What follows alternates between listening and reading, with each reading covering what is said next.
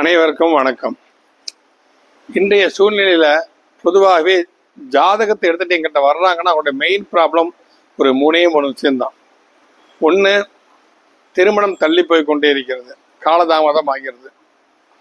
இன்னொன்று, கல்யாணம் ஆகியிருந்தாலும் பல பொருத்தங்கள் பார்த்து திருமணம் ஆனாலும் குழந்தை பிறப்பதில் தாமதம் ஏற்படுகிறது. அப்புறம் என்ன அப்படின்னா, வேலை, படித்த படிப்பிற்கேற்ற வேலை கிடைப்பதில்லை என்பது மிகப்பெரிய ஒரு ஆதங்கமாக கருதப்படுகிறது. அதற்கு பிறகு இந்த நோய் வாய்ப்படுதல், இந்த மாதிரி சப்ஜெக்ட் தான் பிரதானமாகவே எடுத்துட்டு வர்றாங்க எல்லாருமே. இப்போ வேலை வாய்ப்புன்னு பார்க்கும்போது நீங்க ஆரம்பத்திலேயே அவங்க +2 படிக்கும் போதே மேல் படிப்புக்கு என்ன படிச்சா நல்லா இருக்கும் அப்படிங்கிறத ஜாதக ரீதியா ஆராய்ந்தால் நிச்சயமாக ஒரு நல்ல ஒரு வேலை வாய்ப்பு கிடைக்கக்கூடிய கல்வி அவனால் தேர்ந்தெடுத்து படிக்க முடியும். அன்னைக்கு உள்ள சூழ்நிலையில, அன்னைக்கு உள்ள காலகட்டத்தில் இந்த கிரகங்களின் திசாச்சாரங்களை வைத்து என்ன திசா எந்த புத்தி நடக்குதை வச்சு நம்ம அன்னைக்கு அவன் மனசுல என்ன தோணுதோ அதை மாத்திரம் நம்ம பார்த்துடுறாங்க. இன்னைக்கு அதை வச்சுதான் எல்லாரும் காலேஜுக்கு அனுப்புறாங்க. ஆனா அப்படி இல்லை. வருங்காலத்துல 25-30 வருஷம் எந்த பிரச்சனையும் இல்லாம ஏதாவது வேலை செய்யணும், எது போன்ற தொழிலை அவன் கற்றுக்கொள்ள வேண்டும், அதற்காக என்ன கல்வி கற்றுக்கொள்ள வேண்டியதெல்லாம் +2 படிக்கும்போதே முதல்ல தேர்ந்தெடுத்துடும். அது மட்டும் அல்லாமல் இன்னைக்கு கல்யாணம்ங்கிறது குடும்ப கௌரவங்கிற சப்ஜெக்டை தாண்டி எவ்வளோ சம்பளம் வாங்குறான், சொந்த வீடு இருக்கா, வாசல் இருக்கா, அது மட்டும் இல்லாமல் ஏதாவது வண்டி வாகனங்கள் இருக்குதா, ஏன்னா வருத்தமான சில விஷயங்கள்லாம் கேள்விப்படுறோம். சமையலே எனக்கு பண்ண தெரியாது, நான் பண்ண மாட்டேன், இதுக்கெல்லாம் கல்யாணங்கள் நடக்காமல் போயிருக்கு. அதுவும் போக குழந்தைகள் அவங்க போக்கு கொஞ்சமாச்சும் விடணும். ஆனால் பெற்றோர்கள் டிசைட் பண்ணிடுறாங்க, இந்த மாதிரி ஒரு ஸ்டேட்டஸ் வேணும், இந்த மாதிரி ஒரு தன்மை வேணும்னு சொல்லி. இது எல்லாமே நமக்கு ஜாதக ரீதியாக கண்டிப்பாக நம்மளால ஆராய முடியும். அவ்வாறு ஆராய்ந்து அதில் ஏதாவது பிராயச்சித்தங்கள் பண்ண வேண்டிய சூழ்நிலை, பரிகாரங்கள் பண்ண வேண்டிய சூழ்நிலை, ஹோமங்கள் யாகங்கள் பண்ண வேண்டிய சூழ்நிலை, இதெல்லாம் இருந்துச்சுன்னா, தெய்வ வழிபாடு எல்லாம் இருந்துச்சுன்னா, அதுக்கு பிரதானமாக நம்ம கோசாலையில் வச்சு அதுக்குண்டான பிராயச்சித்தங்களையும் பரிகாரங்களையும் நம்ம பண்ணோம்னா கண்டிப்பாக அதுக்குண்டான வெற்றி கிடைக்கும்.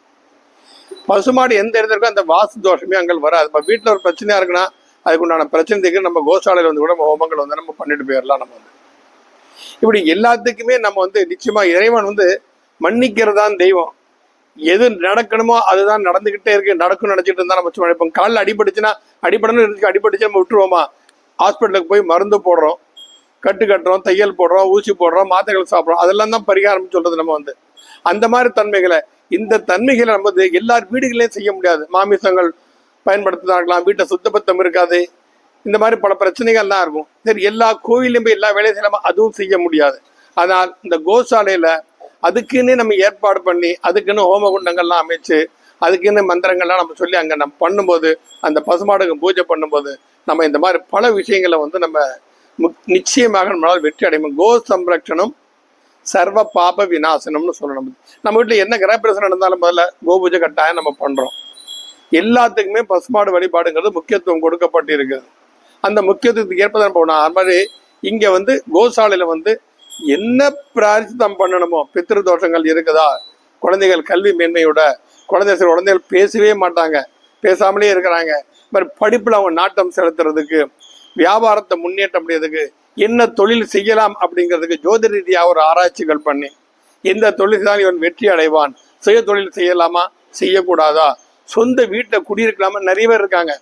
சொந்த வீட்டில் கொடுக்குற யோகமே இருக்காது, ஆனால் பணங்காசு இருக்கும், சொந்த வீட்டில் இருப்பாங்க, ஆனால் டாக்டர் கொடுத்துக்கிட்டே இருப்பாங்க. நிறைய பேர் அந்த வாழ்க்கையில் நாங்கள்லாம் பார்த்துட்டு இருந்த விஷயத்தில் நம்ம அப்போ என்ன அப்படின்னு சொன்னால், நீங்கள் சொந்த வீட்டில் குடியிருக்காங்க, வாடகை வீட்டுக்கான கோடிக்கணக்கான சொத்து இருக்கு, நீ இப்படி சொல்றீங்கன்னு நீ இல்லை, இப்போ டாக்டர் கொடுத்துக்கிட்டே இருக்கு. இப்போ அவங்க வீடு மாதிரி நல்லா இருக்கிறாங்க, ஆரோக்கியமாக இருக்காங்க, இந்த வீட்டை வாடகைக்கு விட்டு போகிறாங்க, வாடகை வீட்டை வச்சு வேற வீட்டுக்கு வாடகை கொடுத்துக்கலாம். இதெல்லாம் ஜாதக ரீதியாக நமக்கு தெரிஞ்சிடும். நம்ம நினைக்கிறோம் காசு பணம் தான் எல்லாம் ஆச்சுன்னு, கண்டிப்பாக அப்படி கிடையாது.